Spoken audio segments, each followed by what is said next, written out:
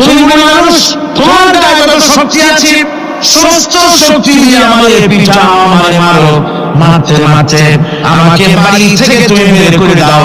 তোমার বাড়ি শুদ্ধ তামাম দুনিয়া ছেড়ে দিতে পারি, আল্লাহ নবীর কদম মোবারক ছেড়ে দিতে পারি না।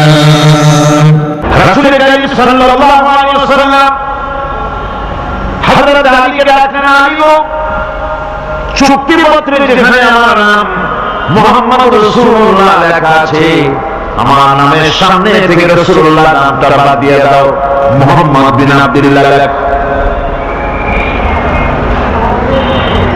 হযরত আলী বলছেন, ইয়া রাসূলুল্লাহ, সারা জীবন আপনার গোলামি করেছি, যা বলেছেন তাই শুনেছি, জীবনটাও আপনার জন্য দেওয়ার জন্য প্রস্তুত আছি। ভবিষ্যতে যত কথা বলবেন সব মাথা পেতে মেনে নেব, কিন্তু আজকের এই হুকুম আমার পক্ষে মানা সম্ভব হবে না। আমি আলীর পক্ষে কিছুতেই সম্ভব নয় যে আল্লাহ নবীর নামের সামনে থেকে মুহাম্মদুর রাসূলুল্লাহ কেটে দেব। রাসূলুল্লাহ শব্দ আমি কাটতে পারবো না, এটা আমার পক্ষে সম্ভব নয়। নবী বললেন, আলী, কোন জায়গায় রাসূলুল্লাহ লেখা আমাদের দেখো, আমি কেটে দেব। আমার বন্ধুগণ, নাম লিখতে জানেন না, সই করতে পারেন না, পড়তে জানেন না, তিনি বলতেছেন, ইন্নামা বুইস্তু মুআল্লিমান, আমি পৃথিবীতে প্রেরিত হয়েছি শুধুমাত্র শিক্ষক হিসেবে দুনিয়ায় এসেছি।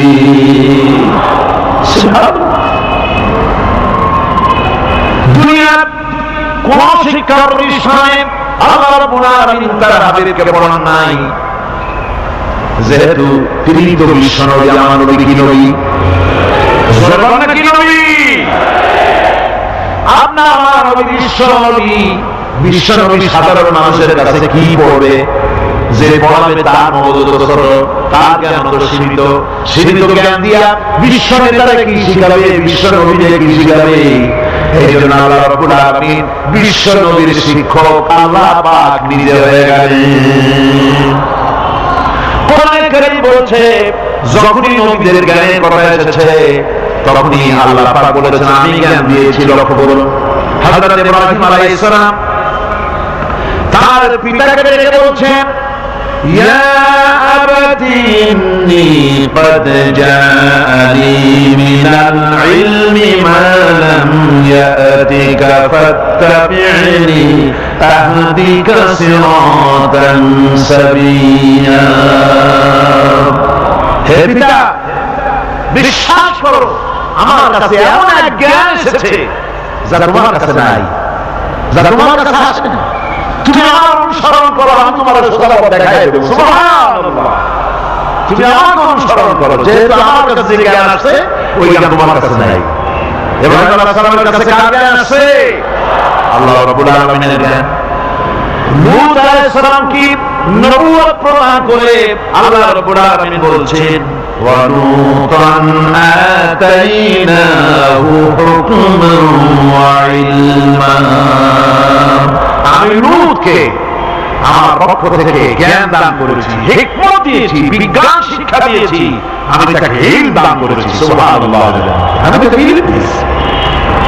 মুসা আলাইহিস সালাম সম্পর্কে আল্লাহ পাক বলেন, ওয়ালাম্মা বালাগা আশুদ্দাহু ওয়াস্তাওয়া আতাইনাহু হুকমান ওয়া ইলমা। মুসা আলাইহিস সালাম যখন বয়স সন্ধিক্ষণে পৌঁছে গেলেন, যখন তিনি পূর্ণ বয়স প্রাপ্ত হলেন এবং তিনি যখন নিজেকে সম্পূর্ণ লালন পালন করার কাজ যখন তার সম্পূর্ণ হয়ে গেল, আমি তখন আমার পক্ষ থেকে তাকে ইলম দান করেছি, জ্ঞান দান করেছি, হিকমত দিয়েছি, জ্ঞান দিয়েছি। রাসূল কারীম সাল্লাল্লাহু আলাইহি ওয়াসাল্লাম সম্পর্কে আল্লাহ পাক বলছেন, ولئن اتبعت أهواءهم بعد الذي جاءك من العلم ما لك من الله من ولي ولا نصير। তুমি যদি জ্ঞান লাভের পর তাদের প্রবৃত্তির অনুসরণ করো, তাহলে আল্লাহর কাছ থেকে তোমাকে রক্ষাকারী কেউ থাকবে না, কোন সাহায্যকারী তুমি পাবে না। আমি যে জ্ঞান তোমাকে তোমাদেরকে দিয়েছি এটাকে অনুসরণ করো, এর মধ্যেই মুক্তি, বিশ্ববাসীর মুক্তি এই জ্ঞানের অনুসরণের ভেতরে। প্রত্যেক জাতির জন্য আল্লাহ রাব্বুল আলামিন নিজের পক্ষ থেকে রাসূল পাঠিয়েছেন। আল্লাহ পাক বলেছেন ওয়ালিকুল্লি উম্মাতির রাসূল, প্রত্যেক জাতির জন্য আমি রাসূল প্রেরণ করেছি। এমন কোন জাতি নাই যার কাছে নবী রাসূল পাঠানো হয় নাই।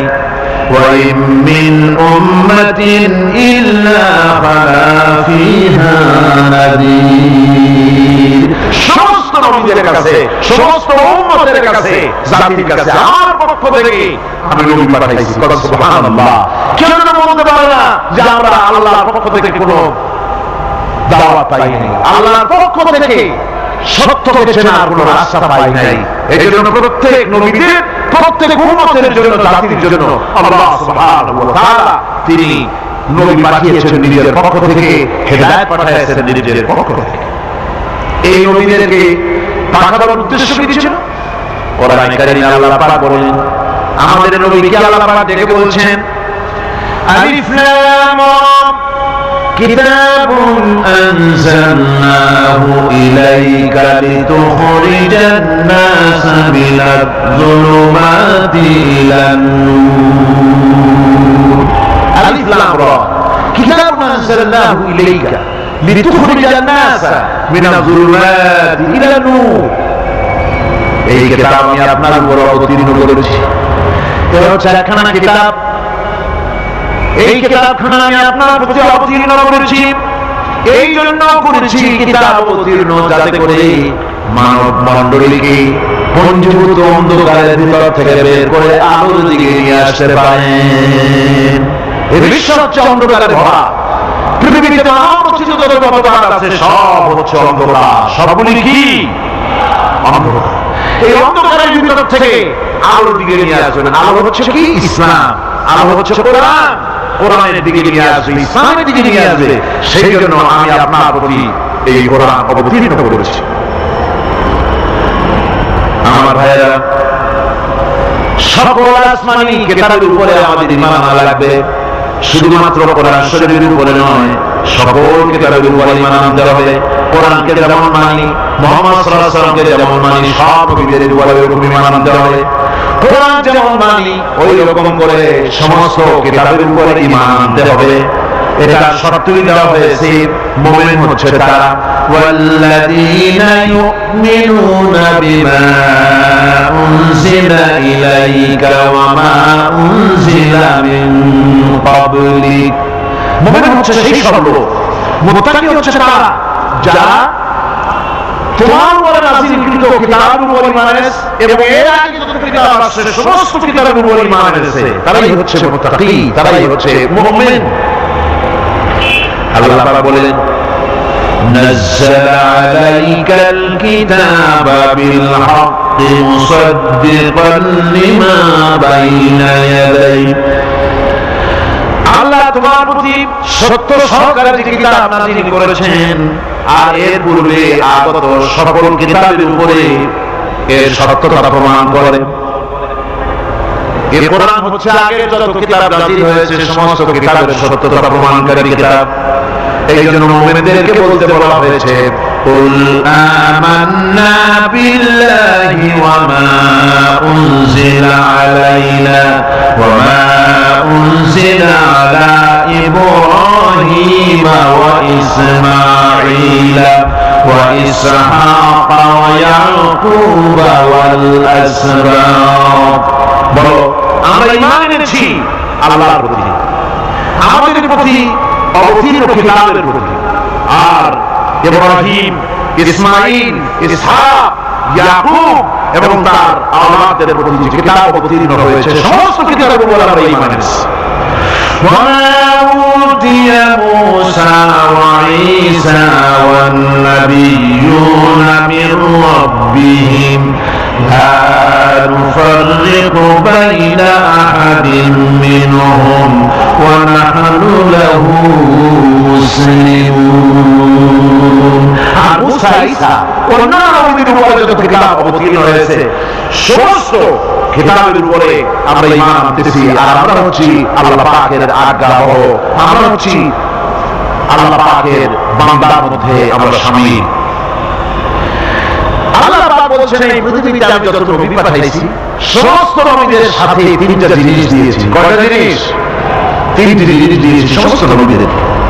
لقد أرسلنا رسلنا بالبينات وأنزلنا معهم الكتاب والميزان ليقوم الناس بالقسط। নিঃসন্দেহে আমি নবীদেরকে স্পষ্ট নিদর্শনাদি সহ এই পৃথিবীতে পাঠিয়েছি এবং সেই সঙ্গে তাদেরকে কিতাব দিয়েছি আর তাদেরকে মিজান দান করেছি, বায়নাত দান করেছি। তিনটা জিনিস দিয়েছি, এক দিলাম বায়নাত, আর এক দিলাম কিতাব, আর এক দিলাম মিজান। কয়টা হলো? তিনটা। বায়নাত কি? বায়নাত হলো, বায়নাত বলা হয় এমন জিনিসগুলি কি যা একজন নবীর আচার আচরণ দেখে বুঝতে পারা যায় নিঃসন্দেহে আল্লাহর নবী। সুবহানাল্লাহ। এটাই হচ্ছে বায়নাত। তার চরিত্র, তার আচার আচরণ এগুলি প্রমাণ করে তিনি নবী। আমার বন্ধুগণ, হযরত খাদিজা রাদিয়াল্লাহু তাআলা আনহা যখন ইসলামের দাওয়াত পেয়েছিলেন, আল্লাহ নবীর পক্ষ থেকে যখন দাওয়াত পেলেন, নবুয়তের তাওহীদের যখন দাওয়াত পেয়েছিলেন, একজন স্ত্রী হিসেবে তার স্বামীর প্রতি এত শ্রদ্ধা, স্বামীর প্রতি এত ভক্তি শ্রদ্ধা, অনাবিল ভক্তি শ্রদ্ধা, যার কারণে হযরত খাদিজা একটা মুহূর্তের জন্য, এক সেকেন্ডের জন্য দেরি করেন নাই, কোনো প্রশ্ন তোলেন নাই যে আপনি নবী হইলেন কেমনে, অথবা আপনার মধ্যে তো এই জিনিস দেখছি আপনি নবী হইলেন কেমনে, এমন কোনো কথা বলেন নাই। যখনই নবুয়তের তাওহীদের দাওয়াত পেলেন, মা খাদিজাতুল কুবরা সঙ্গে সঙ্গে তিনি বলে দিলেন, লা ইলাহা ইল্লাল্লাহু মুহাম্মাদুর রাসূলুল্লাহ। নবী করিম সাল্লাল্লাহু আলাইহি ওয়াসাল্লাম বলেছেন, আকাশের নিচে জমিনের উপরে খাদিজার মতো উত্তম মহিলা পৃথিবীতে আর নাই। কি সম্মান আল্লাহ পাক তাকে দিয়েছেন! আল্লাহ পাক নিজে হযরত খাদিজাকে সালাম জানিয়েছেন। সুবহানাল্লাহ বলবেন। হেরা পাহাড়ে হযরত জিবরাইল আলাইহিস সালাম নবীজির সঙ্গে কথা বলছেন, ওহী এসেছেন। কিছুক্ষণ পরে হযরত জিবরাইল বলেন, ইয়া রাসূলুল্লাহ, আমি দেখতে পাচ্ছি খাদিজা আপনার জন্য খাবার নিয়ে আসছেন।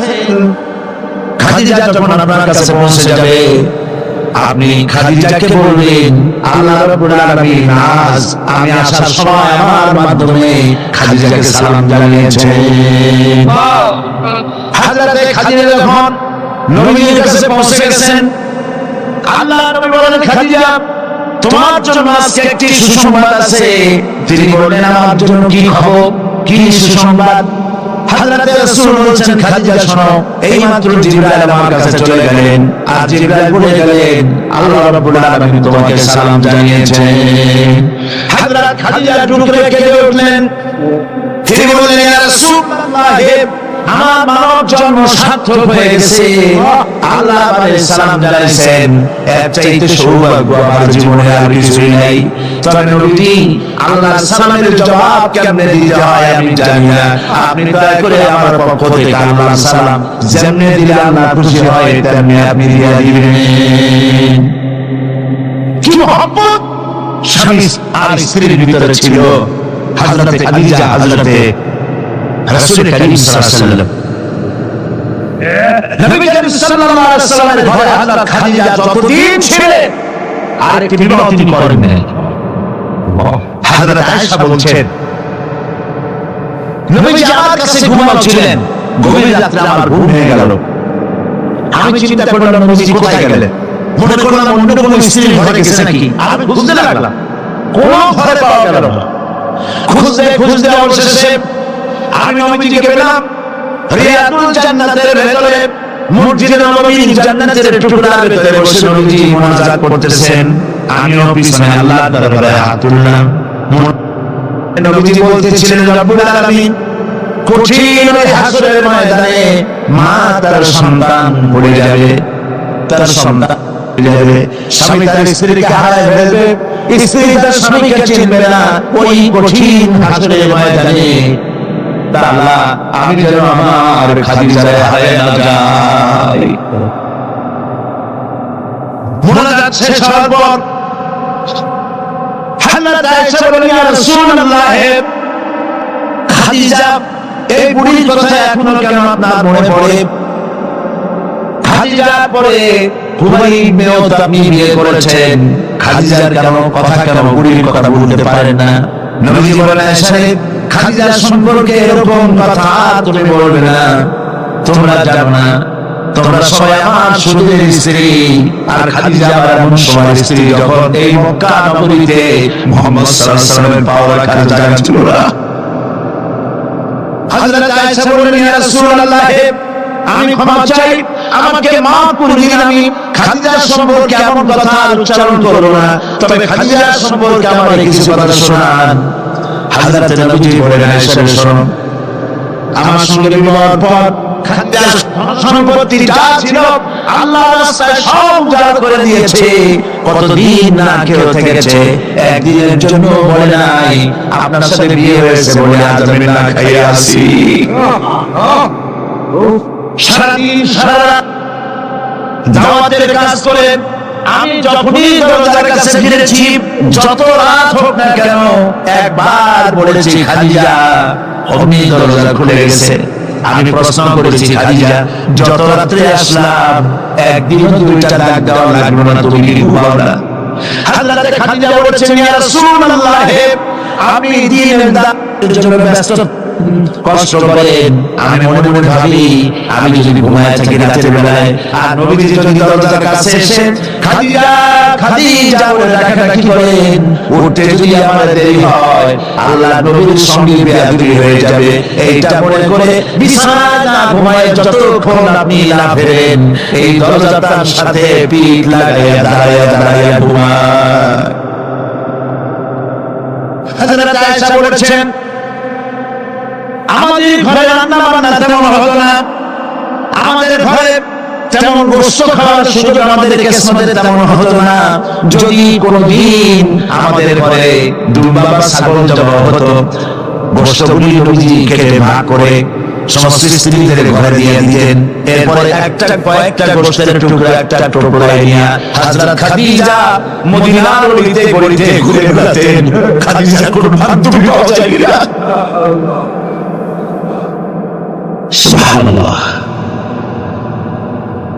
নবী করিম সাল্লাল্লাহু আলাইহি ওয়াসাল্লাম তার স্ত্রীদেরকে ভালোবাসতেন, আর স্ত্রীও নবীর জন্য এভাবে ভালোবাসতেন, ভালোবাসা দিতে। স্ত্রী অধিকার ইসলাম দিয়েছে, আর কেউ দিতে পারেনি। আর স্ত্রীদের মধ্যে সবথেকে উত্তম স্ত্রীকে নবীজি বলেছেন আদ-দুনিয়া কুল্লুহা মাতাউন ওয়া খায়রুল মাতাঈদ দুনিয়া ইমরাতুস সালিহা। দুনিয়ার সবকিছু সব, এর মধ্যে উত্তম নিয়ামত হচ্ছে পতিপরায়ণা। সুবহানাল্লাহ।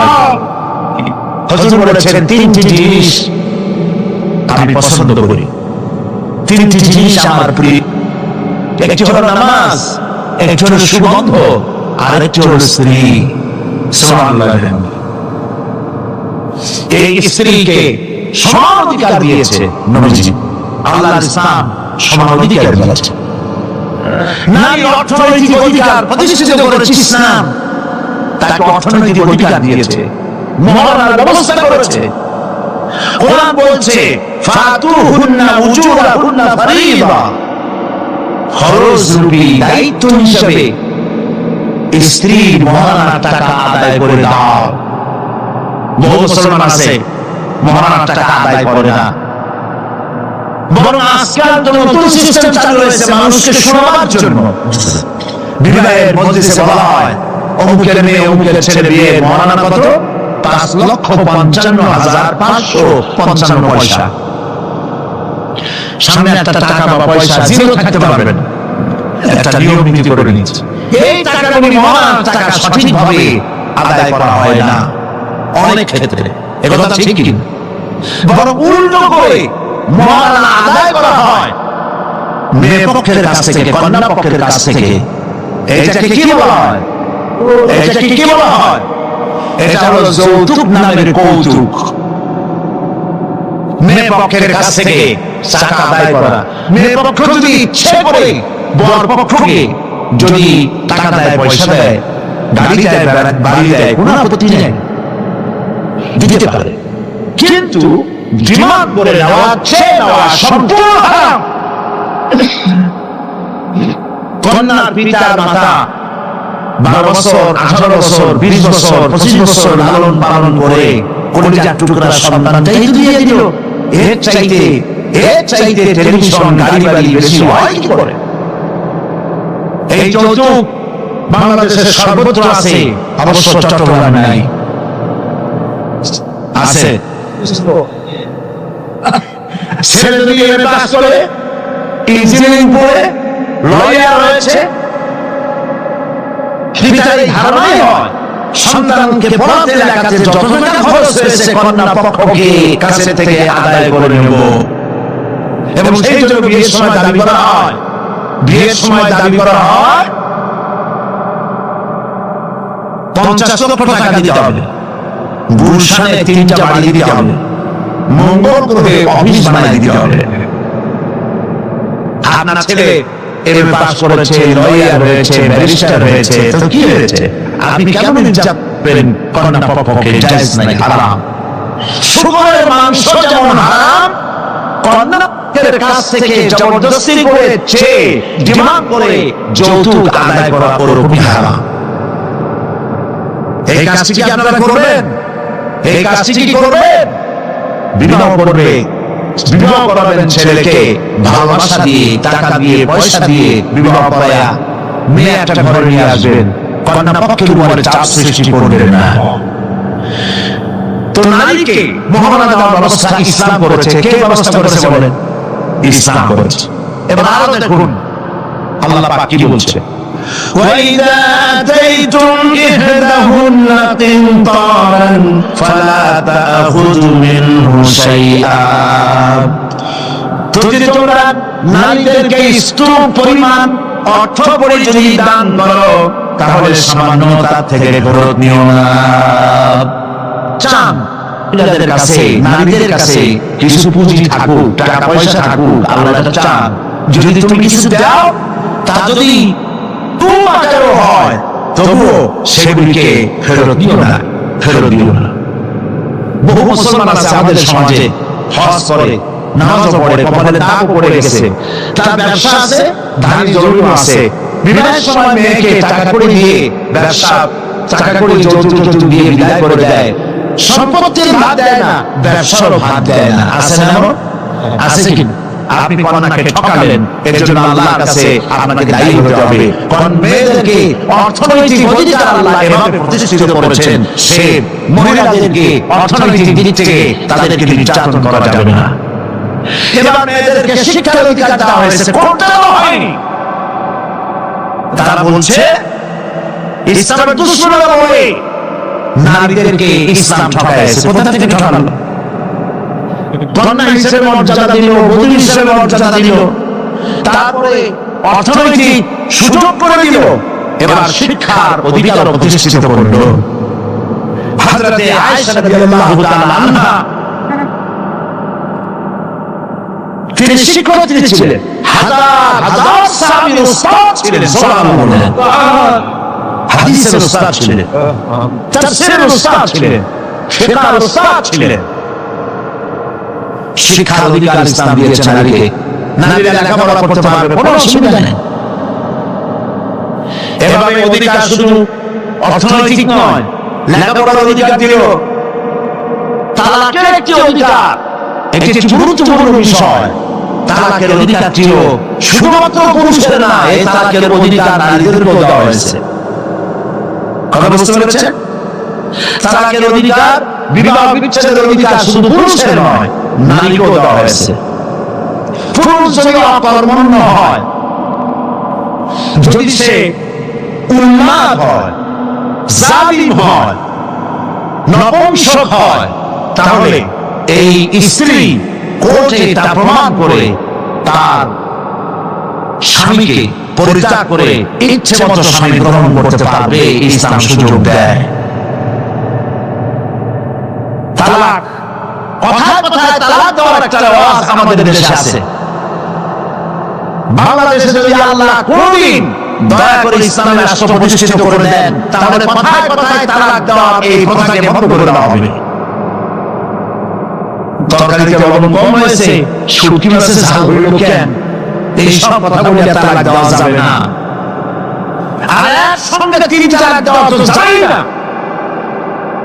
এক সাহাবী এসে নবী করিম সাল্লাল্লাহু আলাইহি ওয়াসাল্লামের কাছে খবর দিলেন যে একজন তার স্ত্রীকে একসাথে 3 তালাক দিয়েছে। নবী করিম সাল্লাল্লাহু আলাইহি ওয়াসাল্লাম এত গোসায় ছিলেন যে বসা থেকে দাঁত, তিনি বললেন, এই লোকটি তো আল্লাহ পাকের কোরআনের সাথে তামসা করেছে। তালাকের আল্লাহর কাছে 2টা হালাল সবচেয়ে জঘন্য, 2টি হালাল সবচেয়ে জঘন্য। একটা হলো ভিক্ষাবৃত্তি আর একটা হলো তালাক। যখন তালাক দেওয়া হয় অন্যায়ভাবে, গোসায় আল্লাহর আরশ কাঁপতে থাকে। নাউজুবিল্লাহ বলেন। আপনি এভাবে তালাক দিতে পারবেন না। তালাক দেওয়ার নিয়ম হলো, যখন স্ত্রীর সাথে, লক্ষ্য করুন, স্ত্রীর সাথে বনিবনা হচ্ছে না, স্ত্রীর চরিত্র খারাপ, স্ত্রীর দাজ্জাল মার্কা, বলেই না, তো আল্লাহ পাক তখন বলেছেন, উভয় পক্ষের আত্মীয় স্বজন নিয়ে মীমাংসা করার চেষ্টা করো, সালিসি করো। যদি মীমাংসা না হলো, তাহলে 1 মাসে 1 তালাক দাও, বিছানা আলাদা করে দাও এবং অপেক্ষা করো তার এই অবস্থা থেকে সে ফিরে আসে নাকি। যদি ফিরে আসে তো গ্রহণ করো, যদি ফিরে না এলো 2য় মাসে 2য় তালাক দাও। তাও যদি ফিরে না, তাহলে গিয়ে 3 তালাক একদম রেজি করে দাও, আর ফেরত হবে না। 3 তালাকে বায়না করে দাও, এই স্ত্রীকে আর গ্রহণ করা যাবে না। এখন আমাদের দেশে রাগের মাথায় একসাথে 3 তালাক দেওয়ার পর মনে মনে অনুশোচনা হয়, এতগুলো ছেলে মেয়ে নিয়ে করবো কি, সর্বনাশ হইল। রাগের মাথায় করলামটা কি? এখন এই বউ ফিরে পাওয়ার জন্য মস্তাতাস করে। তখন গ্রামের মুন্সি মৌলবি, এই জাতীয় এক শ্রেণীর লোক আছে যারা কোরআন বোঝে না, হাদিস বোঝে না, তারা হিল্লা নামক একটা ঔষধ বের করছে। সেই ঔষধটা কি?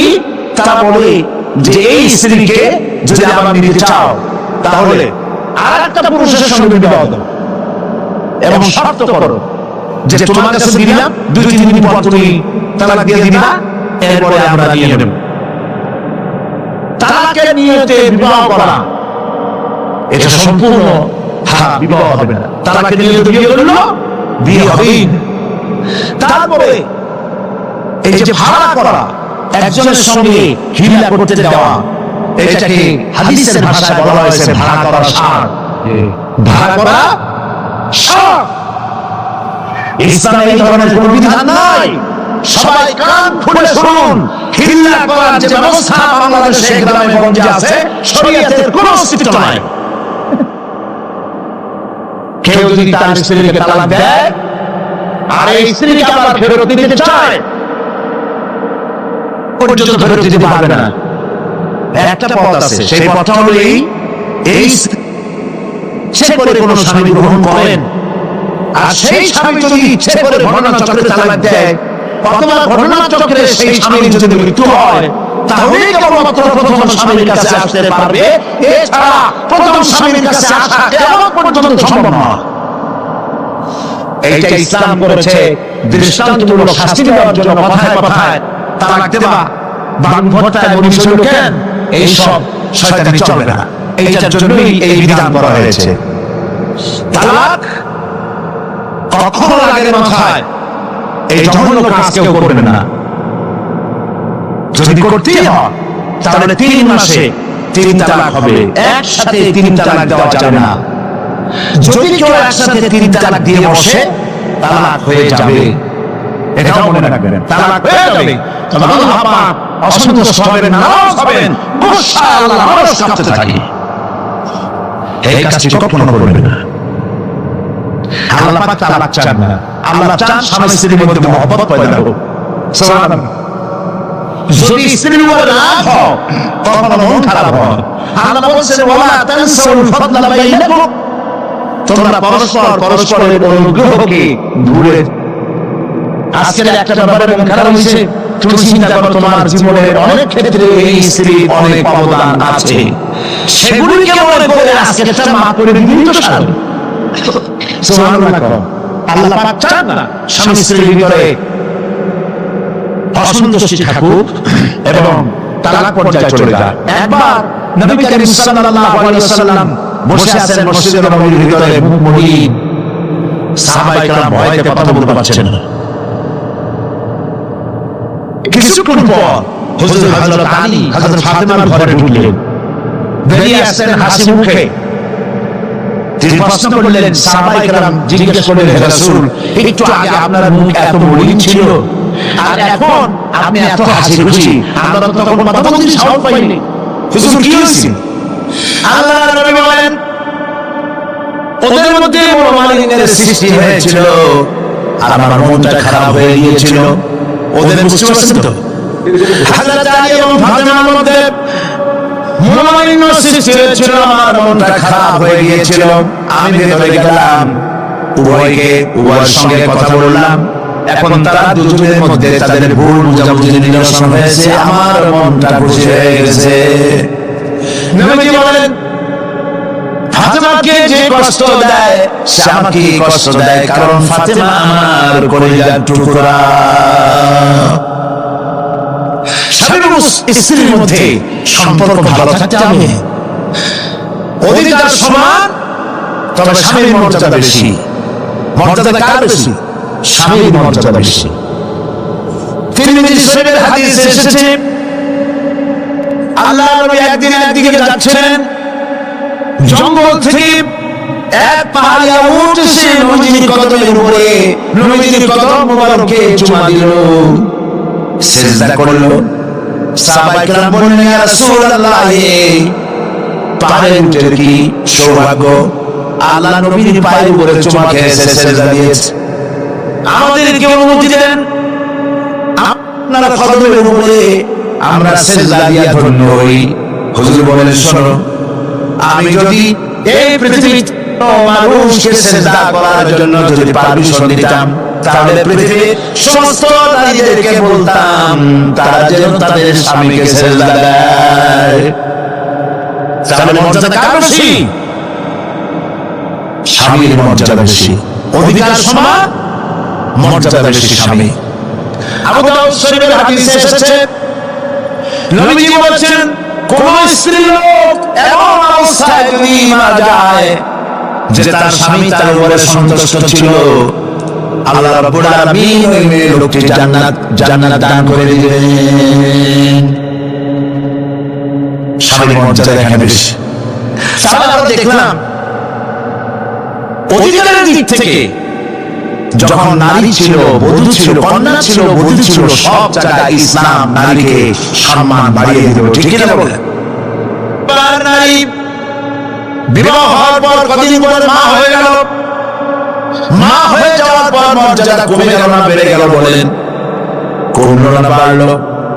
নবীজি বলছেন, আল্লাহ নবীর সামনে একজন সাহাবী এসে প্রশ্ন করলেন, হে আল্লাহর রাসূল, খেদমত করব কার? মান আহাক্কুন নাস বিহুসনি সাহাবাতি? ক্বালা উম্মুক, ক্বালা সুম্মা মান? ক্বালা উম্মুক, ক্বালা সুম্মা মান? ক্বালা উম্মুক, ক্বালা সুম্মা মান? ক্বালা আবুক। আখরাজাহুল বুখারী। বুখারী শরীফের হাদিস। সাহাবী জিজ্ঞেস করছেন, ইয়া রাসূলুল্লাহ, খেদমত করব কার? হুজুর বলেন, তোমার মায়ের। তারপরে কার? তোমার মায়ের। তারপরে কার? তোমার মায়ের। তারপরে কার? তোমার পিতার। বাপের চাইতে মায়ের মর্যাদা কয় গুণ বেড়ে গেল? বলেন, 3 গুণ বেড়ে গেল মর্যাদা। আল্লাহর নবী মসজিদে নববীতে বসে আছেন, সাহাবায়ে কেরাম কর্তৃক পরিবেষ্টিত হয়ে এমন সময় একজন বুড়ি মসজিদে প্রবেশ করেছেন। হুজুর তাকে দেখে দাঁড়ায় গেলেন। কাছে যখন এলেন মহিলা, নবীজি নিজের গায়ের চাদর বিছায় দিলেন। মহিলা চলে যাওয়ার পর সাহাবায়ে কেরাম প্রশ্ন করলেন, ইয়া রাসূলুল্লাহ, আমরা তো চিনলাম না এই মহিলাকে। একজন মেয়ে লোকের জন্য নবীজি তার গায়ের চাদর বিছায় দেয়, এত বড় সম্মানী মহিলা আমরা চিনলাম না, তিনি কে? আল্লাহ নবী বললেন, আমার মায়ের দুধ আমার কিসমতে তেমন হয় নাই, যার কোলে কাকে চড়ে যার বুকের দুধ খাইয়া আমি বড় হয়েছি, এই আমার সেই দুধ মা হযরত হালিমাতুস সাদিয়া। মায়ের মহব্বত কেমনে করতে হবে? মা যখন হয়ে গেলেন, সম্মান বেড়ে গেল সন্তানের কাছে। একজন সাহাবী এসে কাছে বলছেন, হে রাসূল, আমার মায়ের মেজাজ খুব খারাপ। হাদিস, আমার মায়ের মেজাজ খুব ঠিক। হুজুর প্রশ্ন করলেন, তোমার মা যখন তোমার গর্ভে রাখছিলেন তখন তো মেজাজ খারাপ ছিল না? তিনি বললেন, হুজুর আমি সত্যি বলছি, মেজাজ খুবই খারাপ। হুজুর বলছেন, তোমাকে যখন তোমার মা ডেলিভারি করেছিল তখন তো মেজাজ খারাপ ছিল না? কয় না হুজুর, দারুণ খারাপ মেজাজ। হুজুর বললেন, তোমার 2.5 বছর 2 বছর ধরে যখন দুধ খাওয়াইছিল তোমার মা তখন তো তার মেজাজ খারাপ ছিল না। সাহাবী যখন এরপরে বললেন, ইয়া রাসূলুল্লাহ, আমি আমার মায়ের দুধের হক আদায় করে দিয়েছি। হুজুর বললেন, দুধের হক আদায় করেছো তুমি, তোমার মায়ের একটি শব্দের হক তুমি আদায় করতে পারো নাই। তুমি যদি পড়ে গেছো ছোটবেলায়, খাঁচা থেকে কোলে থেকে পড়ে গেছো, কেঁদে উঠছো, আর তোমার মা যখন বলেছে সারা জীবন এই একটি শব্দের হক আদায় করতে পারবে না। মায়ের সম্মান ইসলাম এভাবে বাড়িয়ে দিল। আল্লাহ রাব্বুল আলামিন শিখিয়ে দিলেন, وَقَضَى رَبُّكَ أَلَّا تَعْبُدُوا إِلَّا إِيَّاهُ وَبِالْوَالِدَيْنِ إِحْسَانًا।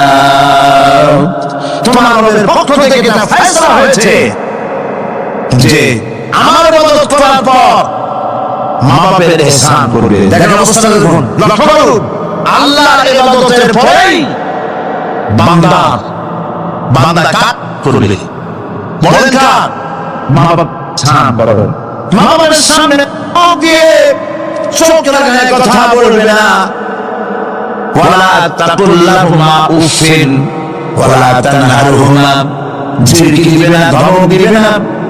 আর তাদের সঙ্গে কোন ভাষায় কথা বলবে তা আল্লাহ শিখিয়ে দিয়েছেন। আল্লাহ পাক বলেন, ওয়া কুল্লাহুমা কাওলান কারীমা, সম্মান সূচক কথা বলো মা বাবার সাথে। আর শিখিয়ে দিলেন, বান্দারা তোমার মা বাবার জন্য আমার কাছে এই ভাষায় দোয়া করো, রব্বির হামহুমা কামা রাব্বায়ানি সগীরা। আমার রব, আমার বাবা ছোটবেলায় আমাকে যেভাবে স্নেহ করে লালন পালন করেছে, আল্লাহ পাক দয়া করে আমাকে, আমার পিতামাতাকে তোমার রহমতের কোলে লালন পালন করো। আল্লাহ পাক শিখিয়ে দিয়েছেন। এই দোয়া করবেন তো? মনে থাকবে, প্রত্যেক নামাজের পরে মুনাজাতে এই দোয়া করবেন। মা বোনেরা লেখাপড়া করতে পারবেন, চাকরি করতে পারবেন, জিহাদে যেতে পারবেন, সবই করতে পারবেন পর্দার ভিতরে থেকে। আল্লাহ পাক কোরআনে কারিমে বলেছেন, ওয়াকারনা ফি বুয়ুতিকুন্না ওয়ালা তাবাররাজনা তাবাররুজাল জাহিলিয়াতিল উলা। ওয়াকারনা ফি বুয়ুতিকুন্না, তোমরা তোমাদের ঘরের মধ্যে থাকো, আর জাহিলিয়াতের যুগ মতো করে সাজসজ্জা করে তোমরা বেরিও না, আর চমক করে বেরিও না, সৌন্দর্য প্রদর্শন করো না। বিভিন্ন দেশে মিস সুন্দরী প্রতিযোগিতা হয় না, হয় কিনা? সুন্দরী প্রতিযোগিতা হয় পৃথিবীর বিভিন্ন দেশে। Miss China, miss miss American, এভাবে নাম হয়। সুন্দরী প্রতিযোগিতা কি? সুন্দরী প্রতিযোগিতা করতে গিয়ে বিচারক মণ্ডলী সুন্দরীদের শরীরের যেসব জায়গা মাপজোপ করে তা কেবলমাত্র শয়তানের পক্ষে পুরুষের পক্ষে সম্ভব নয়। যারা এই বিচারক মণ্ডলী থাকে নির্লজ্জ বেহায়া, তারা কি তার নিজের মেয়ে নিজের বোনের শরীরের সেসব জায়গা মাপ করতে পারবে? লম্পট! বাংলাদেশে সুন্দরী প্রতিযোগিতা কেমন পর্যন্ত হতে দেওয়া হবে না। পর্দার বিষয়টি আলোচনা করতেছিলাম। পর্দা করা ফরজ। পর্দা করা কি ফরজ? নবীজি বলেছেন এমন এক সময় রাসূলুল্লাহ সাল্লাল্লাহু আলাইহি ওয়াসাল্লাম নিসাউন কাসিয়াতুন আরিয়া মুমিলাতুন মাইলাতুন রুউসুহুন্না কাল বুখতিল মাইলা يدخلن الجنة ولا يجدن ريحها أخرجه مسلم। আল্লাহ নবী বলেন এমন এক জামানা আসবে যখন বস্ত্র পরিধানকারী উলঙ্গিনী হবে মেয়েগুলি উটের চুটের মতো করে খোপা বেঁধে মহান সময় হেরে দূরে পরপুরুষের চেয়ে আকর্ষণ করে রাস্তায় চলাফেরা করবে। এদের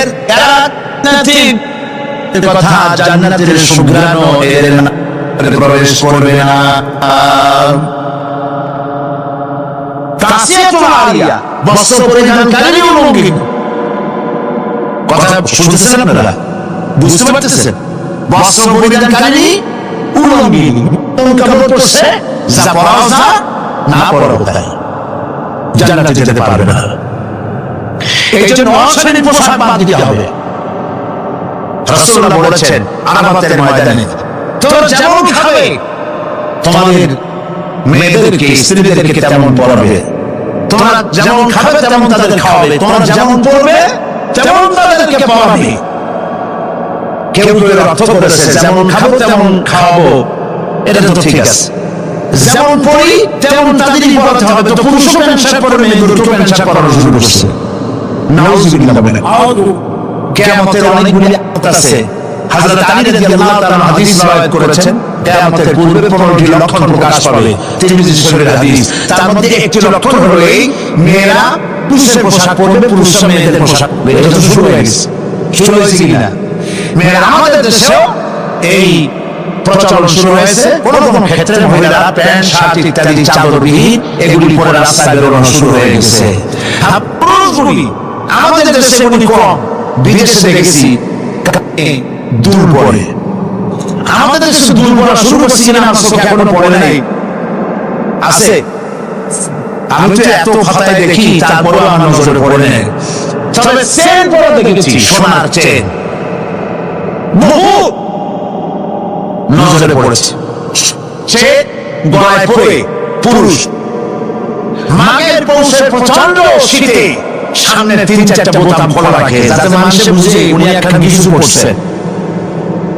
হারাম, হারাম। পুরুষের জন্য একমাত্র সরল জায়েজ নাই। কারণ যদি থাকে এগুলি খুলে আজই বউ থাকলে বউরে দাও, না থাকলে বোনের দাও, থাকলে কিছু যদি না থাকে বাক্সে উঠায় রাখো, বউ আসলে তারপরে দিও। তোমার জন্য হারাম। বিদেশে কানে দুল পড়ে, নাকে ফুল পড়ে। আমি অবাক হয়েছি, ঠোঁটে জিহ্বাও রিং পড়ে। ভাত খায় কেমনে আল্লাহই জানে। শয়তান কারে বলে না, আমাদের দেশে জিহ্বায় ঠোঁটে রিং আমি দেখিনি। আমি ইউরোপ আমেরিকা দেখেছি মাথার চুল চতুর্দিক থেকে কেটে মাথার চামড়ির উপরে তালপট্টির দিলের মতো বানায় রাখে। আবার দুই দিক থেকে কামাইয়া মাথার উপরে তাল পাতার মতো রঙিন করে চুল খাড়া করে রাখে। আবার পিছনে চুল ছোট ছোট কেটে, ছোট করে কেটে ওইখানে বাড়ি নম্বর, রোড নম্বর, টেলিফোন নম্বর লিখে রাখে। আমি দেখে বলছি শয়তান যদি এই সব দেখে আমি কাঁদবে আর বলবে যে আমি শয়তান ছিলাম কেন। কত মারাত্মক হয়েছে মানুষ এই শয়তানদের করে নাউযুবিল্লাহ বলেন। এই জন্য পোশাকের ব্যাপারে মা বোনরা কেমন পোশাক পরবে আল্লাহ পাক কোরআনের মধ্যে বলে দিয়েছেন।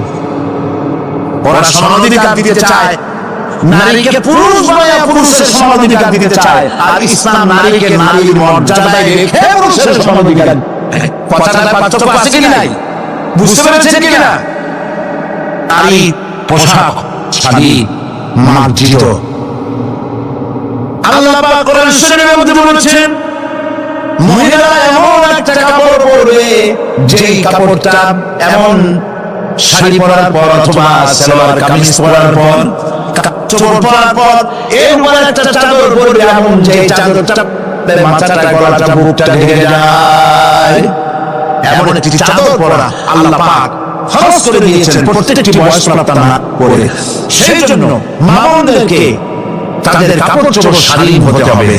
কোরআন শরীফে আল্লাহ পাক বলেছেন ওয়ালা তাকরাবুজ জিনা ইন্নাহু কানা ফাহিশাতান ওয়া সা সাবিলা। জিনা করার কথা জিনা নিকটটিও হবে না। এখন জিনা নিকটটি কিভাবে হয়? জিনা করা তো দূরের কথা, জিনার কাছেও যাও না। জিনার কাছে যাওয়ার জন্য এগুলো হচ্ছে রূপ, অশ্লীল গান, অশ্লীল বাজনা, সৌন্দর্য প্রতিযোগিতা, অশালীন অমার্জিত কাপড় চোপড় পরে রাস্তায় বেরোনো, এগুলি জিনা ব্যভিচার পথকে বাড়িয়ে দেয়। বলেন নাউযুবিল্লাহি মিন যালিক। জন্য মহিলাদের চাদর পরার কথা বলা হয়েছে, বোরকা কথা বলা হয়েছে, হিজাব এবং নিকাব পরার কথা বলা হয়েছে। মহিলাদের ঘরে হচ্ছে তাদের জন্য জিহাদ। জিহাদের ফজিলত বয়ান করার পর মা বোন করেছেন হে রাসূল আমাদের জিহাদের উপায় কি? হুজুর বলেছেন আলাইকুন্না বিল বাইতি ফাইন্নাহুম জিহাদুকুন্না। তুমি ঘরে থাকো, ঘরটাই তোমার জন্য জিহাদ। সন্তান প্রতিপালন করা এটাই তোমার জন্য জিহাদ। নারীরা ব্যবসা করতে পারবে, রাজনীতি করতে পারবে, সমাজনীতি করতে পারবে, সব পারবে, কিন্তু পুরুষের সাথে মেলামেশা থেকে নিজেকে অবশ্যই দূরত্ব ব্যবধান রেখে তাকে চলতে হবে। অবাধ মেলামেশাকে ইসলাম হারাম করেছে।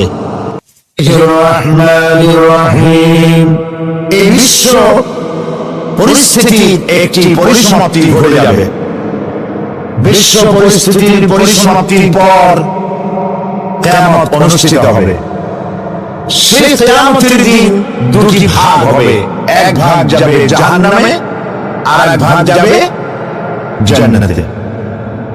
এখন এই জাহান্নামটা কি ধরনের হবে সে সম্পর্কে কোরআন বলছে ইন্না জাহান্নামা কানাত মিরসাদা। জাহান্নাম হচ্ছে একটি ঘাঁটি বিশেষ, লিতাগিনা মাআবা, যা হবে বিদ্রোহীদের আবাসস্থল, লাবিসিনা ফিহা আহকাবা, যার ভেতরে মানুষেরা জাহান্নামীরা যুগের পর যুগ অবস্থান করবে, লা ইয়াযুকুনা ফিহা বারদান ওয়ালা শারাবা, এবং সেখানে কোনো ঠান্ডা বা কোনো পানীয়, সুপেয় কোনো পানীয় তাদের কিসমতে হবে না, ইল্লা হামিমা ওয়া গাসসাকা, সেখানে পান করার জন্য তারা পাবে উত্তপ্ত টকবগে গরম পানি আর ক্ষতের ক্ষরণ পুঁজ রক্ত। নাউযুবিল্লাহি মিন যালিক। জাযাআন বিফাকা, এটি হচ্ছে তাদের কৃত কর্মের পূর্ণ ফল। ইন্নাহুম কানু লা ইয়ারজুনা হিসাবা, কারণ ছিল তারা হিসাবের কোনো হিসাব নিকাশের আশা করত না। ওয়াকাযযাবু বিআয়াতিনা কিযাবা, আর তারা আমার আয়াতগুলিকে মিথ্যা মনে করে প্রত্যাখ্যান করেছিল। ওয়া কুল্লা শাইইন আহসাইনাহু কিতাবা, আর আমি গুনে গুনে তাদের সমস্ত আমলগুলি লিপিবদ্ধ করে রেখেছিলাম। ফাযুকু ফালান নাযীদাকুম ইল্লা আযাবা, এখন বুঝো মজা, এখন তোমাদেরকে আযাব ছাড়া আর কিছুই বাড়ানো হবে না। এ হলো আজকে যেটুকু আলোচনা করতে চাই সেটুকুনের তর্জমা। আমি চেষ্টা করব খুব সংক্ষেপে কথাগুলিকে আপনাদের সামনে পেশ করার জন্য। বিমাশিয়াতিল্লাহি তাআলা, ইন্না জাহান্নামা কানাত মিরসাদা, জাহান্নাম হচ্ছে একটি ঘাঁটি, একটি ফাঁদ। আরবি রাসাদ শব্দ থেকে মিরসাদ শব্দের উৎপত্তি হয়েছে। এর অর্থ হলো ঘাঁটি, ফাঁদ। জাহান্নাম শিকারি ধরার জন্য ওত পেতে বসে আছে, এটাই বোঝানো হয়েছে। জাহান্নামের শিকার তারাই হবে যারা পৃথিবীতে আল্লাহ পাকের আনুগত্য করেনি, নবী করিম সাল্লাল্লাহু আলাইহি ওয়াসাল্লামকে বিশ্বাস করে নাই, ইসলামী আন্দোলনের সঙ্গে বিরোধিতা করেছে, তাদের জন্যই কিয়ামতে জাহান্নাম হবে।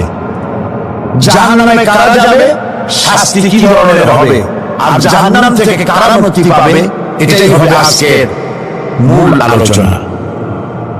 আল্লাহ রাব্বুল আলামিন কোরআনে কারীমের মধ্যে বলছেন, ওয়া লাকাদ যারানা লিজাহান্নামা কাসীরাম মিনাল জিন্নি ওয়াল ইনস লাহুম কুলুবুন লা ইয়াফকাহুনা বিহা ওয়া লাহুম আ'য়ুনুন লা ইউবসিরুনা বিহা ولهم آذان لا يسمعون بها أولئك كالأنعام بل هم أضل أولئك هم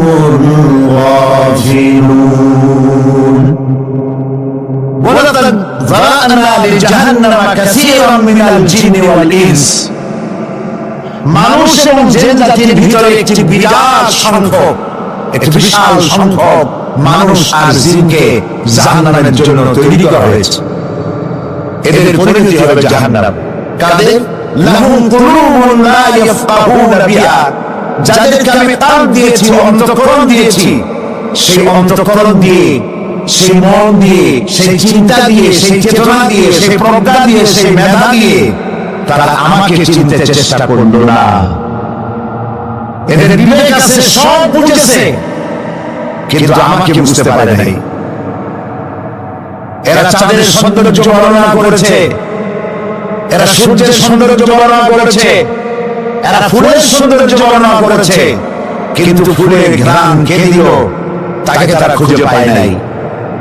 কান দিয়েছি, বিবেক দিয়েছি, কিন্তু এই বিবেক দিয়ে তারা বিবেচনা করতে চেষ্টা করে নাই, চিন্তা করে আমাকে পায় নাই। প্রিয় ভাই, সব নাস্তিক হয় কারা? কোন বিজ্ঞানী, বড় বিজ্ঞানী, চিকিৎসা বিজ্ঞানী, এরা কিন্তু নাস্তিক হয় না। নাস্তিক হয় সাহিত্যিক আর দার্শনিক, এরাই নাস্তিক হয় বেশি। কেবলমাত্র শান্তিনিকেতনের মুরিদ যারা, ওইখানকার খলিফা যারা, এরকমের সাহিত্যিক, এরকমের দার্শনিক, ওরাই দুনিয়ার সব বোঝে, আল্লাহর বোঝে না। এদের চোখ দিয়েছি, এরা দুনিয়ার সব সৌন্দর্য উপভোগ করে, কিন্তু আমাকে চিনতে চেষ্টা করে না। তারা আমার কিতাব দেখে, আমার যায় মুঝে ये डर है कि दिले जिंदा तो ना मर जाए, कि जिंदगानी इबारत है तेरे जीने से।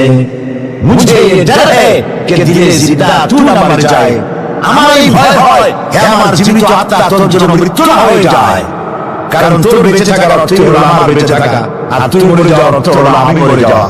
যে যার বিবেক মারা গেছে তার বেঁচে থাকার কোনো লাভ নাই। বিবেক জাগ্রত সচেতন ওই সব মানুষের যারা আল্লাহ পাকের সৃষ্টির ওই পূর্ণতা দেখে মাথা সিজদায় অবনত করে দেয়। আল্লাহ পাক বলছেন, কাল দিলাম গবেষণা করলো না, চোখ দিলাম দেখলো না, কান দিলাম শুনলো না। এদের অবস্থা কি? আল্লাহ রাব্বুল আলামিন বলেন, উলাইকা কাল আনআম, এরা চতুষ্পদ জানোয়ারের মতো, এরা পশু। এরপরে আল্লাহ পাক বলছেন, বাল হুম আদাল, পশুর চাইতে নিকৃষ্ট। প্রিয় ভাই, সব জাহান্নাম বড় কঠিন জায়গা। হাসরবাসীরা জাহান্নামের গর্জন শুনতে পাবে। খুব কঠিন জায়গা দিয়ে আমরা প্রতি মুহূর্তে অগ্রসর হচ্ছি। আল্লাহ যেন জাহান্নাম থেকে আমাদেরকে রক্ষা করেন, আমরা বলি আমিন। কিয়ামতের ময়দানে জাহান্নামের গর্জন হাসরবাসীরা শুনতে পাবে। আল্লাহ রাব্বুল আলামিন বলেন, ইযা উনকু ফিহা সামিউ লাহা شهيقا وهي تفور যখন জাহান্নাম গর্জন করতে থাকবে জাহান্নামের প্রচন্ড গর্জন তাকাদু তামাইয়াজু মিনাল গায়ব মনে হবে যেন জাহান্নাম গোসায় এটা করতে চাইছে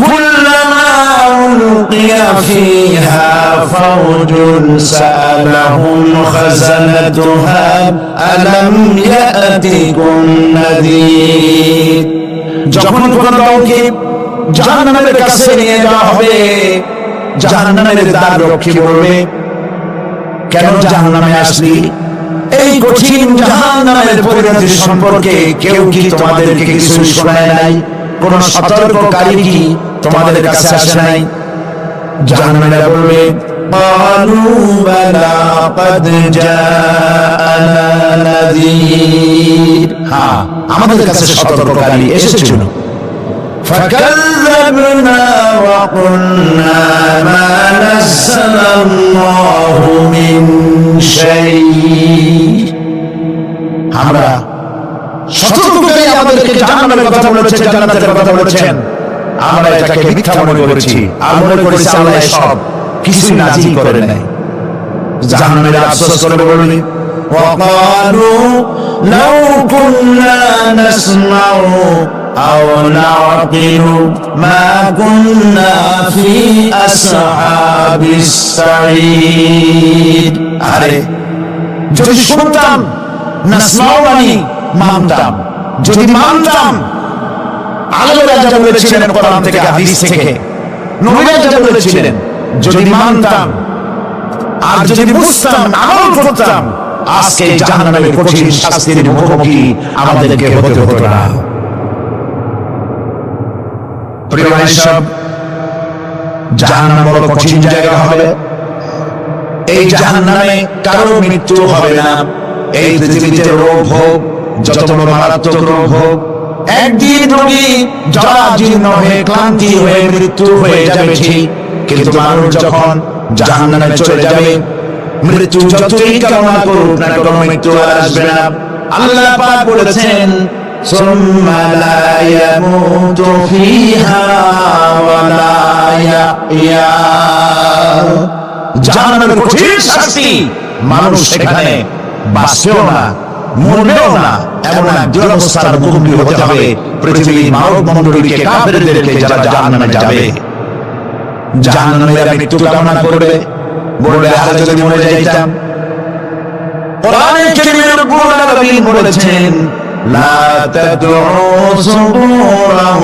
ওয়াহিদান ওয়ালা ওয়াদউ সুবুরান কাসীরা এক মুহূর্ত কামাই করো না একটা মৃত্যু কামনা করো না হাজারবার যদি মৃত্যু কামনা করো মৃত্যু আর আসবে না এই জাহান্নামের কঠিন শাস্তির ভেতরে মানুষকে থাকতে হবে প্রিয় ভাই সব এই জাহান্নামে সামান্য সামান্য পাপের কারণে যে কোনো পাপের কারণে জাহান্নাম হবে না এই জাহান্নামে কারা যাবে তার একটি বয়ান আল্লাহ পাক কোরআন শরীফের মধ্যে বলে দিয়েছেন একটি আয়াতের মধ্যে আল্লাহ রাব্বুল আলামিন বলেন ألقيا في جهنم كل كفار عنيد مناع للخير معتد مريب প্রত্যেক অস্বীকারীকে জাহান্নামে যেতে হবে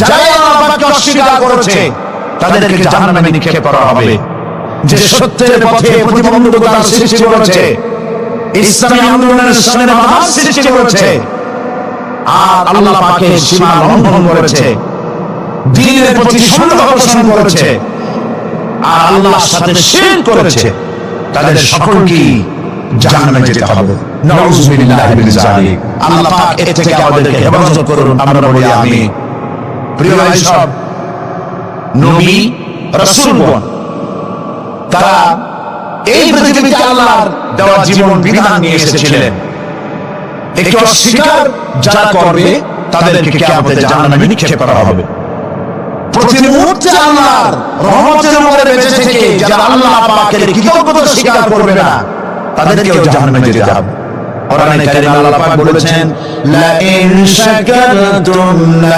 আযীদান্নাকুম ওয়া লা ইন কাফারতুম ইন্না আযাবি লাশাদীদ। আমার নিয়ামতের কৃতজ্ঞতা যারা স্বীকার করবে, আমার নিয়ামতের শুকর যারা আদায় করবে, আমি তাদের নিয়ামতকে বাড়ায় দেব। আর যারা অস্বীকার করবে, শুকর আদায় করবে না, তাদের জন্য শাস্তি দেওয়া হবে। এই জন্য আল্লাহ পাকের নিয়ামতের শুকরিয়া আদায় করতে হবে। 2 নম্বরে আল্লাহ পাকের হুকুম আহকাম মেনে জীবন পরিচালনা করতে হবে। নবীরা আল্লাহ পাকের পক্ষ থেকে যে দ্বীন নিয়ে এসেছেন, ওই দ্বীনের আনুগত্য করতে হবে, বিরোধিতা করা যাবে না। যারা ইসলামী আন্দোলনের বিরোধিতা করবে, আল্লাহর দ্বীন প্রতিষ্ঠার পথে যারা বিরোধিতা করবে, যারা হবে কোথায়? জাহান্নাম। ভাই সব, জাহান্নাম বড় কঠিন হবে। সেদিন কেউ সুপারিশ করবে না, কোনো উপায় থাকবে না। কিয়ামতের ময়দানে আমলনামা ছেড়ে দেওয়া হবে। জাহান্নামীদের আমলনামা পেছন থেকে বাঁ হাতে আসবে। কোরআনে কারিমে আল্লাহ পাক বলেন ওয়া আম্মা মান উতিয়া কিতাবাহু বিশিমালিহি ফায়াকুলু ইয়া লাইতানি লাম উতা কিতাবিয়া। পেছন থেকে বাঁ হাতে যার আমলনামা আসবে, সে বলবে আরে আমার যদি কিতাবটা, আমার যদি আমলনামা না দেওয়াই হতো কত না ভালো হতো, আমার যদি হিসাব না নেওয়া হইতো কত ভালো হতো। ওয়ালাম আদরি মা হিসাবিয়া ইয়া লাইতাহা কানাতিল কাদিয়া। আমার হিসাব যদি আমি আদৌ না জানতাম, তাহলে কতই না ভালো হতো। হায় আমার মৃত্যু যদি দুনিয়ায় শেষ হয়ে যেত, আর যদি এই ময়দানে ওঠা না লাগতো। মা আগনা আন্নি মালিয়া হালাকা আন্নি সুলতানিয়া। আজ আমার অর্থ সম্পদ কোনো কাজে লাগলো না, আমার ক্ষমতা প্রতিপত্তি কোনো কাজে লাগলো না। বড় বড় বাদশা, বড় বড় প্রেসিডেন্ট, প্রধানমন্ত্রী কিয়ামতে এতিমের মতো দাঁড়ায় থাকবে, বলবে আমার দলবল কই, যারা সেলুট দিত তারা কই, টাকা কই, পয়সা কই, বিষয় কই, সম্পত্তি কই, কিছু পাবে না। প্রিয় ভাই সব, এই পৃথিবীতে ক্ষমতা যতদিন থাকে, পুলিশ সেলুট মারে, আর্মি সেলুট মারে। আমল যদি খারাপ হয়, ফেরেশতা যে কি দিয়ে মারবে চিন্তাই করতে পারেন। আমি লক্ষ্য করেছি, পুলিশ, বিডিআর, আর্মি যখন সেলুট দেয়, 2 রকম মারে, হাত দিয়ে মারে আর বুট পায়ে আছে, এক জুতা আর এক জুতার সাথে ঠাস করে আরেকটা লাগা। আমি চিন্তা করছি 2টা দেয় কেন, হাত দিয়ে দিল, পাও দিয়ে দিল, অর্থ কি? অর্থ পরিষ্কার। সরকারের মন্ত্রী, সরকারের লোক, আপনি আমার সেলুট পাইতে পারেন, ব্রিটিশ নিয়মে মারলো হাত দিয়া, আরেকটা ইশারা দিয়ে দিল, মারলো দিয়ে ইশারা। সরকারে থাইকা যদি জনগণের সর্বনাশ করেন, মুসলমান দেশের তথ্য পাচার করে মুসলিম দেশের স্বাধীনতা যদি হরণ করতে চান, আর যদি ধরা পড়েন, তাহলে হাত দিয়ে না, ওইটা দিয়ে মারবো।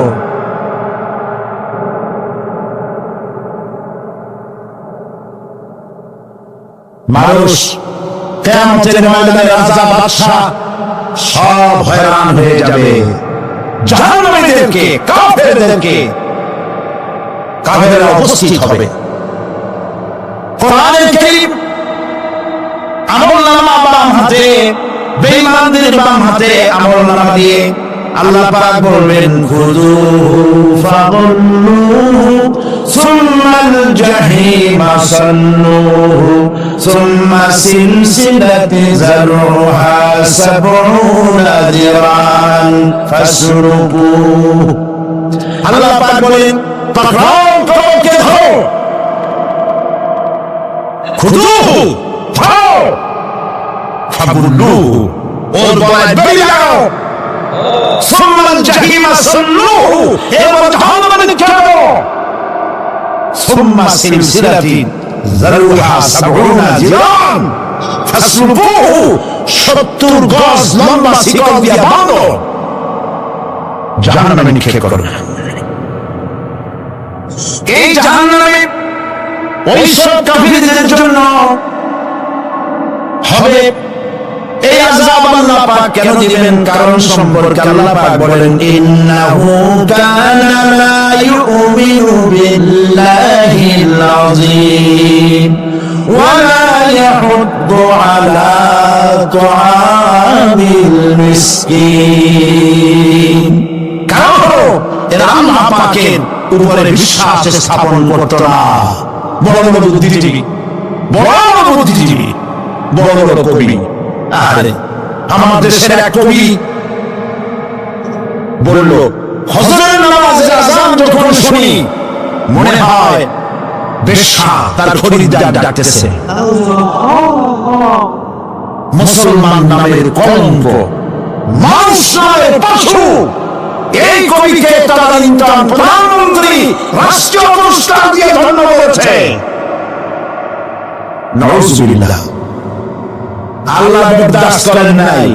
কোরআনের সাথে ইসলামের সাথে যারা বেয়াদবি করেছে, আল্লাহ পাক আপন দিয়া সব বেয়াদবদের সরিয়ে দিয়েছেন। আল্লাহু আকবার।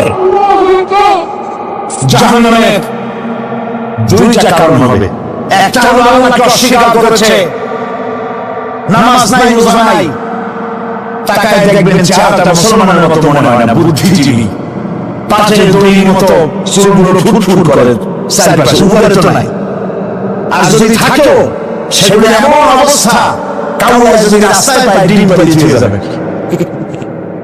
চুলের অবস্থা ওই, মোষের অবস্থা ঢাকনার মতো। কিছু কিছু মুসলমান এমন আছে, 5 ব্যাটারি টর্চ লাইট মারলেও বোঝার উপায় না, বেচারা হাসে না কান্দে। এইভাবে করে মাথার দশাই, চুলের দশাই, এগুলো হলো বুদ্ধিজীবী। আর এগুলো আমাদের কলিজা টুকরা, ঠিক কিনা বলেন? সহ্য হয় না, ইসলাম ভালো লাগে না, কোরআন ভালো লাগে না, বুদ্ধিজীবী হইলেই জানলো। আল্লাহ রাব্বুল আলামিন কি যারা স্বীকার করবে, আল্লাহ রাব্বুল আলামিন কিয়ামতের দিন বলবেন, ধর ধর, গলায় বেড়ি পড়া। দেখছেন না আসামিগুলোর বেড়ি পড়া কেমনে? দান্দাবি বেড়ি পড়াবেন আল্লাহ পাক, জাহান্নামের শিকল পরাই দিবেন আল্লাহর অস্বীকার করার কারণে। আর একটি কারণ কি? ওয়ালা ইয়াহুদ্দু আলা তুআমিল মিসকিন। মিসকিনদেরকে এরা খেতে দিত না, মিসকিনদেরকে, দুস্থদেরকে নিজেরাও খেতে দিত না, কাউকে খাবার দিতে উৎসাহিত করত না। জাহান্নামে যাওয়ার জন্য আরো দুইটা কারণ রয়েছে। তার একটি এখানে বলেছি, দুটি কারণ এখানে আছে, আর একটা কারণ আর এক জায়গায় আছে। আল্লাহ পাক বলেছেন জাহান্নামীদেরকে প্রশ্ন করা হবে, ইয়াতাসাআলুনা আনিল মুজরিমিন মা সালাকাকুম ফি সাকার। জাহান্নামীদেরকে প্রশ্ন করা হবে, কেন জাহান্নামে এসেছো? তারা বলবে, قالوا لم نكن من المصلين ولم نكن نطعم المسكين। আমরা নামাজ আদায় করি নাই, নামাজ পড়ি নাই, আর মিসকিনদেরকে খেতে দেই নাই। মারাত্মক কারণ হবে জাহান্নামে যাওয়ার এগুলি। প্রিয় ভাই সব, এরপরে কিয়ামতের দিন আমলনামা দিয়ে দেওয়ার পর একদল তো জান্নাতে চলে যাবে, ঈমানদারদের ডান হাতে আমলনামা আসবে, আর বেঈমানের কোন হাতে? পিছন থেকে বাম হাতে। জাহান্নামীরা জাহান্নামে যাওয়ার পর তারা সেখানে বসে জান্নাতীদেরকে দেখতে পাবে। সুবহানাল্লাহ। জান্নাতের দিকে তাকিয়ে তারা লক্ষ্য করে দেখবে, যাদেরকে গালাগালি করেছিল মৌলবাদী বলে, যাদেরকে মারধর করেছিল, যাদেরকে ধর্মান্ধ বলা হয়েছিল, সেই লোকগুলি তো জান্নাতে দেখা যায়। পানির পিপাসায় ক্ষুধার যন্ত্রণায় অস্থির হয়ে তখন জাহান্নামীরা বলবে ওয়ানাদা আসহাবুন নারি আসহাবাল জান্নাতি আন আফিদু আলাইনা মিনাল মা। জাহান্নামের ডাক দিয়া বলবে ও জান্নাতি ভাইরা, ক্ষুধায় মরে গেলাম, পিপাসায় মরে গেলাম, তোমরা যে পানি পান করো জান্নাতের ভিতরে একটু পানি আমাদের দিকে ঢেলে দাও। আও মিম্মা রাযাকাকুমুল্লাহ, একটু পানি দাও অথবা আল্লাহ পাক তোমাদেরকে যে রিজিক দান করেছে একটু খাদ্য আমাদের দিকে নিক্ষেপ করে দাও, একটু খাইয়া বাসি। আল্লাহ রাব্বুল আলামিন বলেন জান্নাতি লোকেরা তখন বলবে ক্বালু ইন্নাল্লাহা হারামাহুমা আলাল কাফিরিন, কাফিরদের জন্য আল্লাহ রাব্বুল আলামিন জান্নাতের নাজ এবং নিয়ামত, খাদ্য এবং পানীয় সব হারাম করে দিয়েছেন আল্লাহ পাক। বেহেশতের লোকেরা জাহান্নামীদেরকে ডেকে বলবে ওয়ানাদা আসহাবুল জান্নাতি আসহাবান নারি আন ক্বাদ ওয়াজাদনা মা ওয়া'াদানা রাব্বুনা হাক্কান।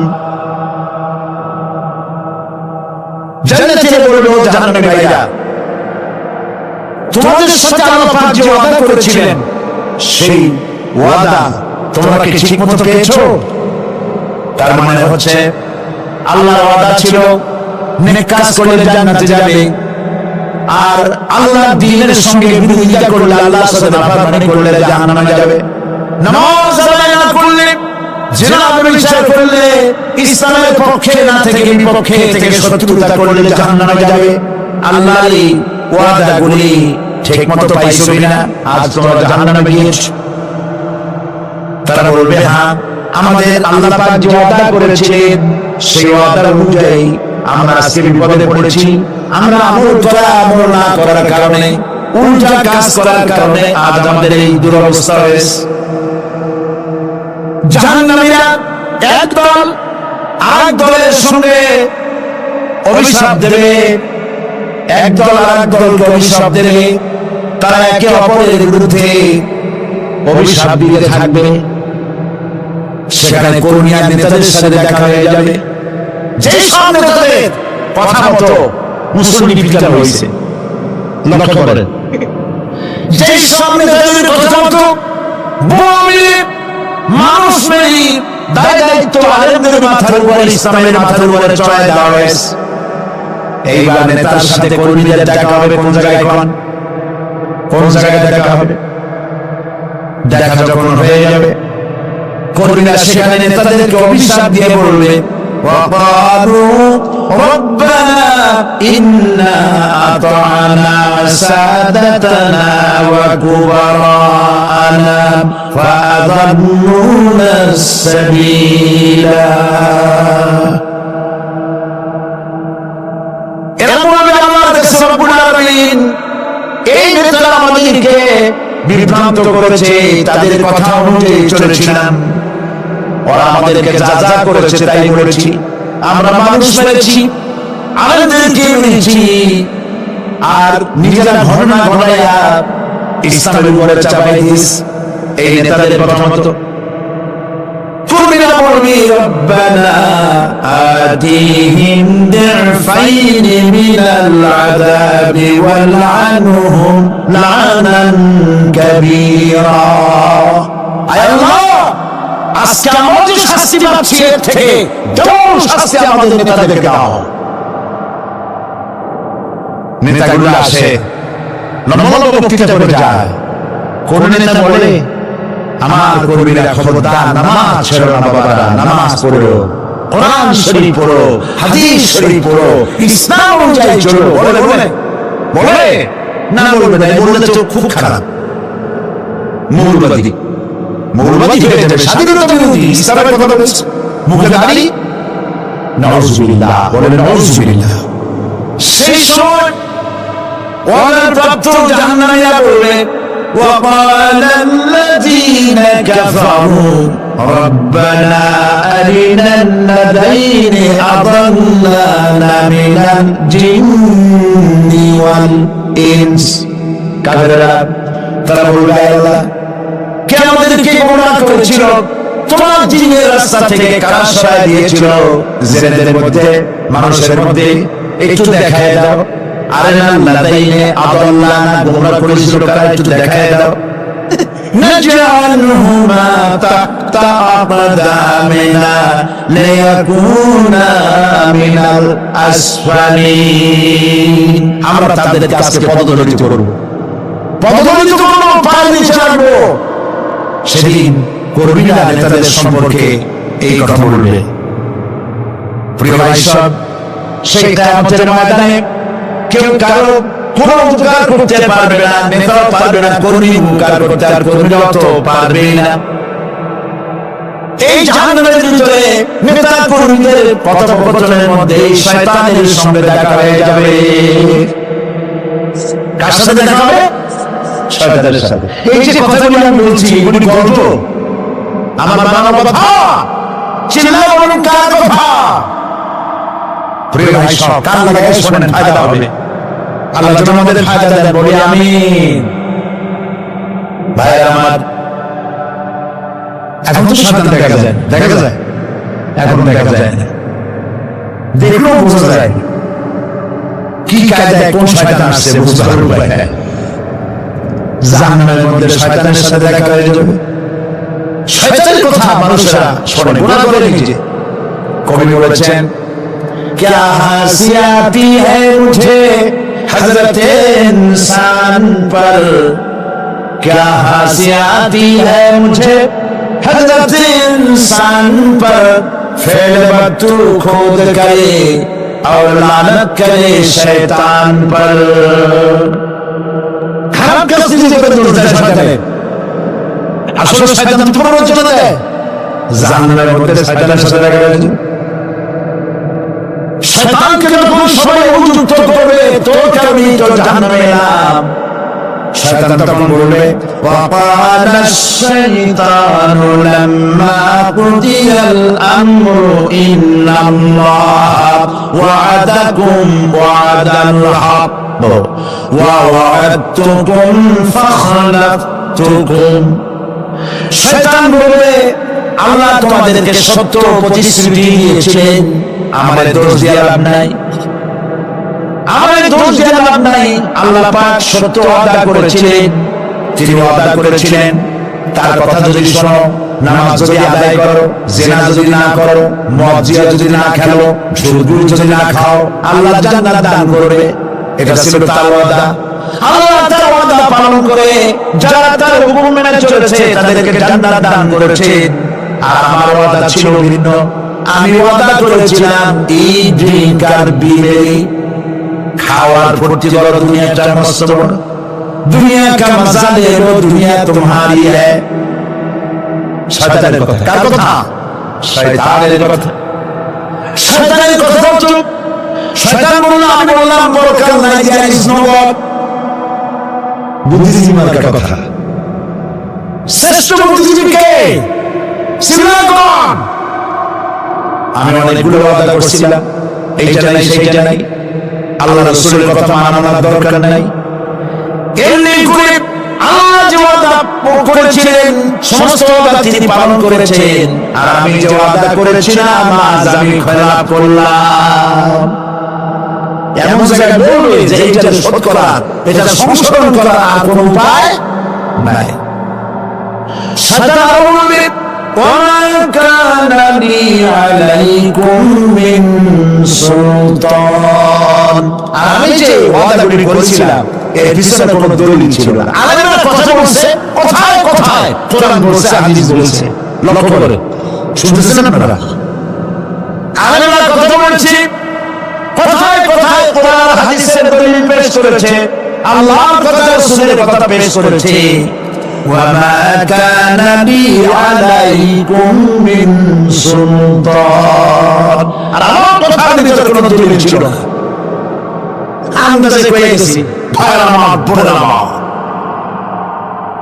দিনের একটা ডাক জায়গা থেকে আমার বাইরে তাকাও নাই সবাই দিলা তো এখন আমাদের দোষ দাও কেন এইসব দোষ দিয়ে কি লাভ নাই ইল্লাম আন দাউতুকুম ফাস্তাজাবতুম লি আমি কি করছি আমি একটা বক্তৃতা দিলাম জালামি একটা ভাষণ দিলাম আমি একটা আহ্বান জানালাম কোনো চিন্তা ভাবনা না করে আমার পিছনে তোমরা দৌড় দিয়েছো কে বলবে আরে আল্লাহ কি কোনো কথা গোপন রাখছেন কোন গোপন রাখছেন সব বলে দিয়েছে কেন চিন্তা নয় নেতা তার সে মঞ্চে দাঁড়িয়ে বক্তৃতা করতেছে তারা সারা জীবন নামাজ পড়ে না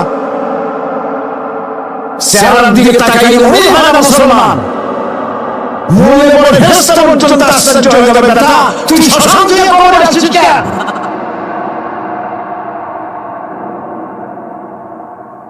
এইগুলোর পিছনে দৌড়েছে তোমার ভাই আমার ভাই উল্লু ভাই ভালু ভাই আজিব আজিব কার পিছনে দৌড়াও তুমি চিন্তা করে দেখবে না কোন বেটার পিছনে দৌড়াই শয়তান বলবে আমি শুধু একটা দাওয়াত দিয়েছিলাম আমার দাওয়াত আমি একটা আহ্বান করেছিলাম কোনো বিবেচনা না করে আমার চরিত্র আমার আখলাক না দেখে আমার পিছনে পিছনে দৌড়েছো মা আনা বিমুসরিখিকুম ওয়া মা আনতুম বিমুসরিখি আজ আমি তোমাদের কোনো সাহায্য করতে পারবো না আমি তোমাদের চাইতে বড় বিপদে আছি তোমরা আমার সাহায্য করতে পারবে না নাউযুবিল্লাহ মিন যালিক আরে কি লাই উপায় থাকবে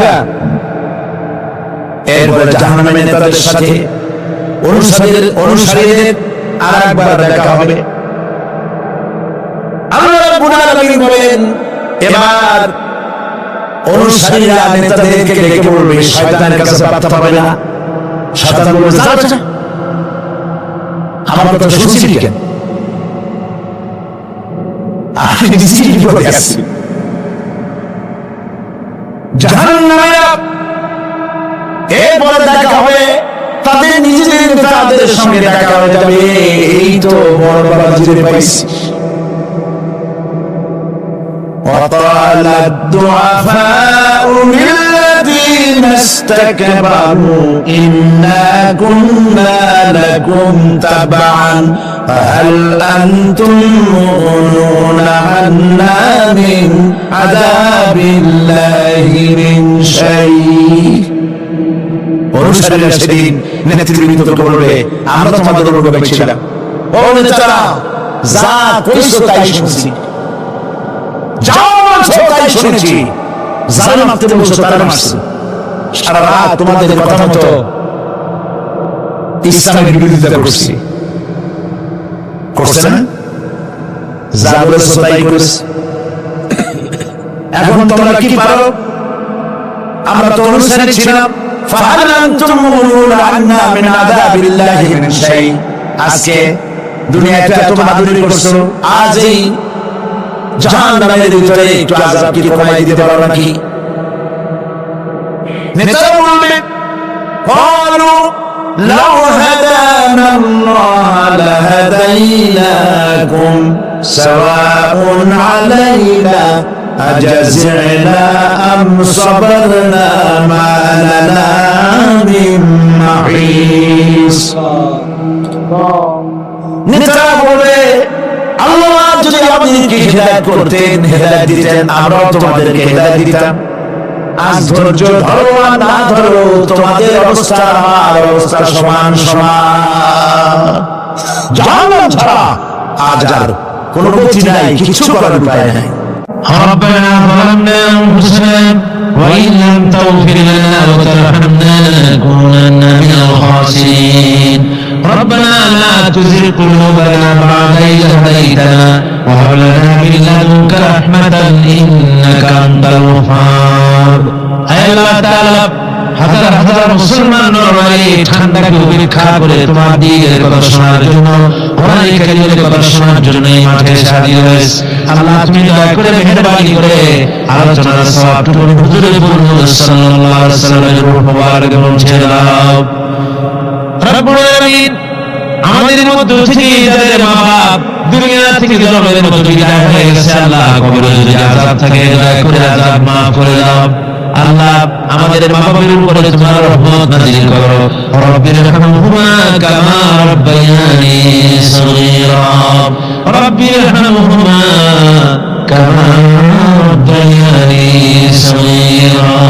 হে আল্লাহ রাব্বুল আলামিন, এই মাহফিলে যত লোক আছি আমরা, কার কোন ব্যাধি আছে, রোগ আছে, আমরা তুমি ভালো করে জানো। আমাদের প্রত্যেকের ব্যাধিকে তুমি শিফায়ে আজলা দান করে দাও। اللهم حبب إلينا الإيمان وزينه في قلوبنا وكره إلينا الكفر والفسوق والعصيان واجعلنا من الراشدين.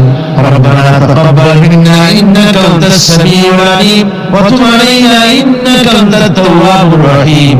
سبحان ربك رب العزة عما يصفون وسلام على المرسلين الحمد لله رب العالمين. واجعل آخر كلماتنا عند الموت لا إله إلا الله محمد رسول